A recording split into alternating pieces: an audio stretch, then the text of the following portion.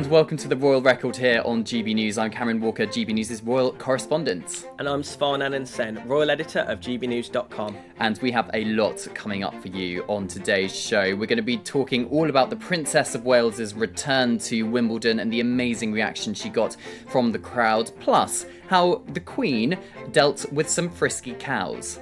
We'll also be taking a look at Prince William's reaction to Gareth Southgate resigning and Prince Harry's backlash after receiving an award at a glitzy Hollywood ceremony. Yes, a lot coming up on today's show. Keep tuning in. Let's go. Svar, we got the most wonderful surprise for the men's Wimbledon final when the Princess of Wales appeared with Princess Charlotte and also accompanied by her sister Pippa Matthews. I mean, first of all, just look at when she entered centre court and the crowd's reaction. It was quite something, wasn't it? Yeah, she got a lovely standing ovation both when she entered the court and also when she was announced before presenting the trophies to Djokovic and Alcaraz. Two really lovely moments. And something that really struck me was Charlotte looking at Kate as the crowd clapped her, and there was this real look of admiration and pride. So yeah, it was lovely to see Kate return, making just her second appearance of the year and her second appearance since she was diagnosed with cancer. Yeah, it was so cute, and I think it must have been quite overwhelming for her as well, and perhaps a little bit taken aback maybe, although she didn't show it that much, by the crowd's reaction. And I think perhaps if there was any doubts that the public really loved the Princess of Wales, I think that was a moment where we saw that in the flesh. And we remember the reaction from when she very bravely did that video announcing her cancer diagnosis from the GB News viewers, listeners, and those online as well, and just across the world, the kind of love and respects for the princess. And I think we really saw that kind of shine through on Sunday. Yeah, and something that really struck me as well is the reaction from the actual tennis players. So we saw her meet Emma Raducanu before her centre court appearance. Yeah. And Emma Raducanu said after what a delight it was to meet Kate. She'd met Kate twice before, and it was her first time meeting Princess Charlotte. Well, she's played tennis with Kate as well, or yes. Catherine, I should say. And then also Djokovic as well. Djokovic said after it was a privilege to be in her company again.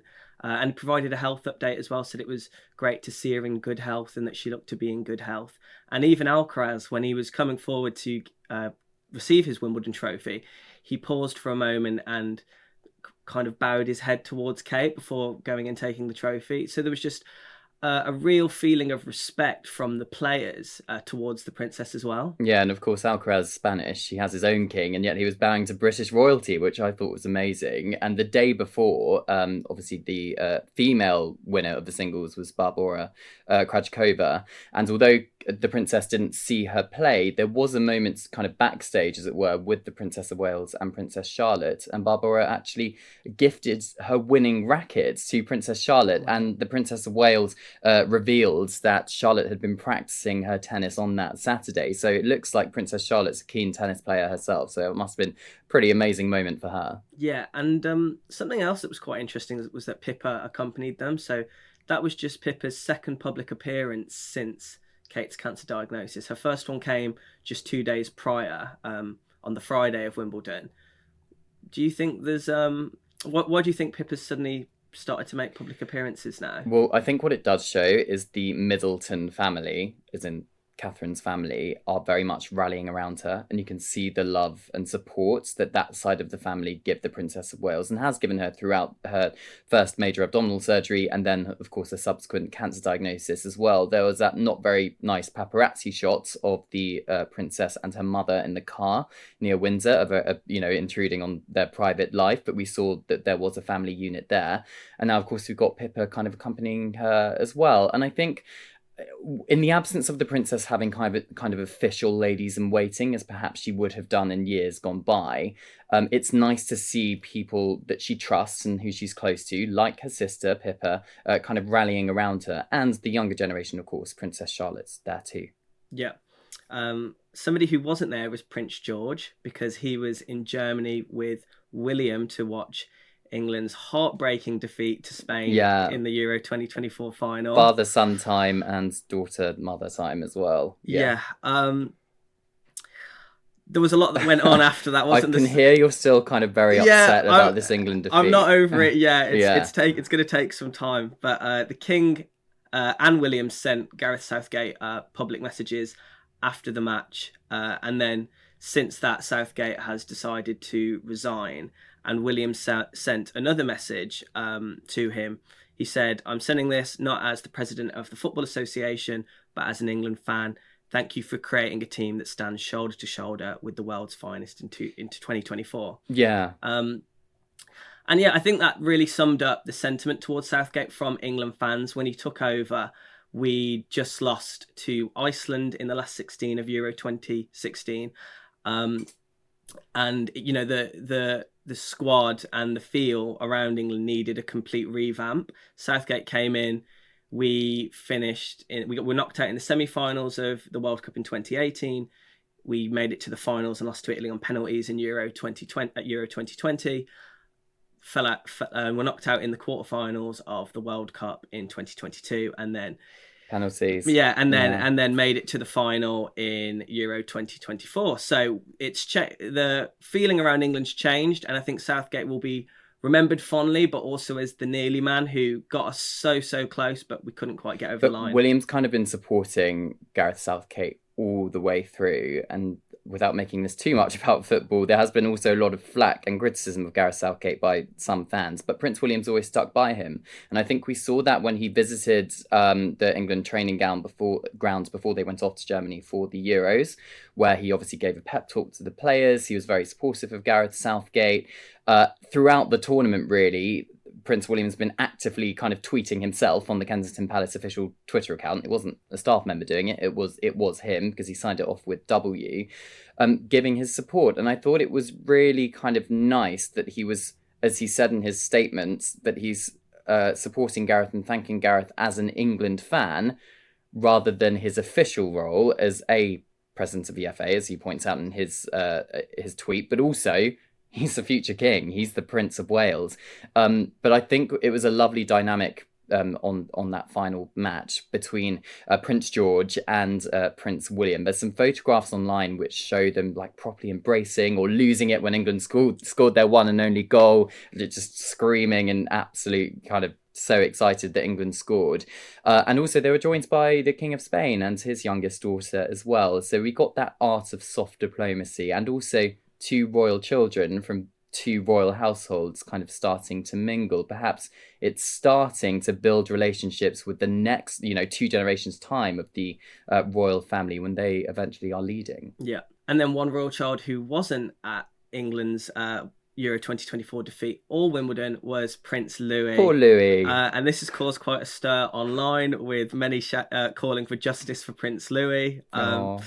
He's still only 6, we have to remember. Charlotte made her first appearance at Wimbledon when she was 8, so maybe he's got to wait a couple more years. But Kate did say last year, when George and Charlotte went to Wimbledon without Louis, that he was very upset about it. I bet he was. And I mean, my favourite part of that whole weekend was the meme that said something along the lines of Prince William takes George to Berlin, Princess Catherine takes Charlotte to Wimbledon, meanwhile Prince Louis, and it's this kid like dancing around causing chaos in a lounge by himself. And I thought that was very funny. It just summed up Prince Louis. But we did get a lovely photograph taken by the Princess of Wales on the Sunday evening of when obviously George and William were in Berlin for the Euros final. But what was lovely was seeing Prince Louis with his big sister, Princess Charlotte, and the Princess of Wales in their private lounge in Adelaide Cottage, we believe, and watching the England game and wearing matching shirts with their names and numbers on the back, their numbers being their ages, 9 for Charlotte, 6 for Louis, and taken by the Princess of Wales. So he got some of the action, but he wasn't perhaps in public. Yeah, and still disappointment for him because he didn't get to go to Wimbledon and we lost the final. He's still very young though. I'm sure there's time. And maybe he'll be in the royal box on the time if England's lucky enough to one day win a World Cup or a Euros. Here's hoping. Yeah, well, certainly in your books, here's hoping. Yeah, I hope so. I hope so too. So good luck to the England squad one day. And then we've got to talk about Prince Harry at the ESPYs and the backlash he faced. Yeah. So for context, Prince Harry was nominated by ESPN to receive the Pat Tillman Memorial Award, which is a sporting channel in the US, isn't it? the ESPN's a sporting Yeah. broadcaster in the US, and their awards ceremony is seen as like the Oscars but for sports awards. So it's quite a big deal. So Pat Tillman, he was an NFL football player who, after the 9/11 attacks, gave up his lucrative career to enroll in the army and fight in Afghanistan. He was killed in 2004, and the award, and then the Pat Tillman Memorial Award was set up, named after him to recognise these huge acts of service. So Prince Harry was nominated for the award, and it immediately sparked a huge backlash. Mary Tillman, Pat Tillman's mother, came out and said, "I am shocked as to why they would select such a controversial and divisive individual to receive the award. There are recipients that are far more fitting." There was also a petition launched that had 70,000 signatures calling for Prince Harry to turn down the award, or for ESPN to nominate someone else. Yeah, and it's a really tricky situation because on the one hand, Prince Harry did serve 2 tours of Afghanistan, and he did, having left the army with the help of the Royal Foundation, which at the time was also Prince William and Princess Catherine, set up the Invictus Games, which is now its own separate organisation, obviously, supporting wounded and sick veterans with their recovery through sport, similar to the Paralympic Games. And it's been incredibly successful. It's been running for 10 years now. And arguably, it wouldn't be as successful if Prince Harry's name wasn't front and centre of that award. And the ESPY Awards is about kind of contributing to the lives of others as well. So in a sense, he has changed the lives of others by fronting the Invictus Games, where all these military veterans who now have a purpose again because through sport. But on the other, and as Pat Tillman's mother was saying, questioning how divisive Prince Harry has become and how controversial he's become, and almost how polarising it is with the Duke and Duchess of Sussex, because Meghan obviously accompanied him to accept the award, wearing a very glitzy dress in the limelight once again. But there are polarisations of Prince Harry and Meghan. It seems to be a bit like Marmite. You either love them or hate them at the moment. There's no kind of indifference or in between. And the US ratings, similar to the UK ratings following the Oprah interview, have kind of gone downhill for Harry and Meghan. They are not as popular as perhaps they were back in 2020, 2021. So it's a really tricky situation. The other thing to point out is it was Serena Williams who was hosting the awards, a friend of Meghan Markle. And you have to question who was involved in deciding to award Prince Harry this award. But hey, he got given it within the rules, and fair play to him. But obviously, as you pointed out, there's a lot of very angry people, 76,000 people online who want him to give it back. Yeah, and ESPN argued that it was his work with the Invictus Games that made him a worthy candidate of this. Jake Wood, a previous winner of the awards, said regarding Prince Harry's nomination, "He's a royal prince. There are 100 different things he could have done with his life after service in the British Armed Forces, but he's chosen to dedicate a big portion of his post-military life to helping veterans." So I think that is part of the thinking. And there are some people, obviously, in the military community that feel that his work with the Invictus Games do justify an award like the Pat Tillman Service Award. Yeah, but I think what we've seen over the last year in particular, or 2 years maybe, is these kind of awards continually being given to either Harry or Meghan. So Meghan, for example, won a kind of women's rights award last May, because then they had that, and I quote, near catastrophic car chase, according to their spokesperson, following those awards in New York City. Again, some people questioned the worthiness of Meghan receiving that award, but clearly some people thought she deserved it for championing women's rights. And then, of course, you've got Prince Harry being given this one. Prince Harry, of course, was also back in the United Kingdom for the Invictus Games 10-year anniversary at St. Paul's Cathedral. Massive high-profile event. And what I think we've seen is more of this kind of stuff recently, as opposed to Netflix series slagging off the royal family or their privileged yet unhappy lives, as they would see it. Yep. And of course, Harry's memoir, Spare. So he seems to be going away from that and focusing more on this kind of stuff. But at some point, the awards are going to run out.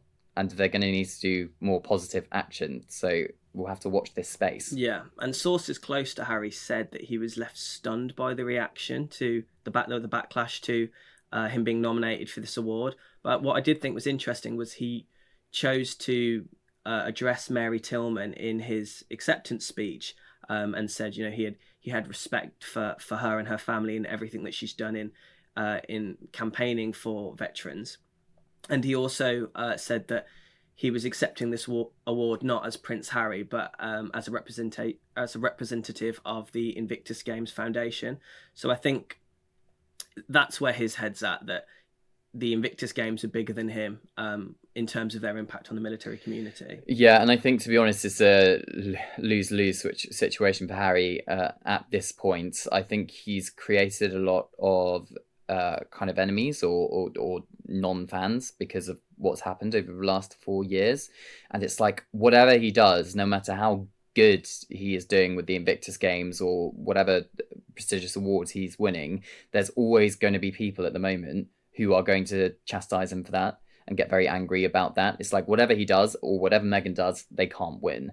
And it's going to be really interesting to see how they navigate that and whether they can turn things around, because the amount of damage they did, as some would see it, with the Netflix series and Memoir Spare, etc., is lasting. And I think they're still in the fallout of that. And you can let us know your thoughts on this by using the hashtag GBN Royal Record or emailing us at royal@gbnews.uk. So the King and Queen this week did a nice little trip to the sunny Channel Islands, which turned out not to be so sunny for Jersey and was very sunny for Guernsey. Of course, Crown dependencies. The King is head of state in Jersey and Guernsey, the two bailiwicks, separate governments, not part of the UK. But I think they bit off more than they could chew, particularly in Jersey's case. First of all, there was a security scare, and both the King and Queen had to be rushed into a hotel for their own safety before it was declared a false alarm. But, I mean, that was a pretty unexpected moment. Yeah, we didn't quite know the severity of it when it was first reported. Obviously, it was a false alarm, but we haven't seen something like that for quite a while. And obviously, with everything that's going on at the moment, it was quite worrying. And yeah, there are a few things with that Jersey engagement that didn't quite go to plan, including the weather. As you mentioned, it was pouring down with rain. And there was a moment where I think Charles's frustration showed, where he was helping Camilla get on her coat in the pouring rain, and somewhere between holding the umbrella and trying to get a coat on, it became all too much for him. And he just turned to one of his aides and clearly snapped at him and said something, and the aide rushed over to help after that. So yeah, I think Charles became quite frustrated during that trip to Jersey. I mean, there's a lot going through King Charles's head, I think, I think there was just one thing too many, and we all get very annoyed in the pouring rain. Although, Your Majesty, it would be interesting if you came to Canada Gate one day and saw all of us standing in the pouring rain as you're in a carriage or a car. We've seen you with an umbrella countless times, multitasking. But we do it for the cause, sir, so don't you worry. But also, I think Camilla got very...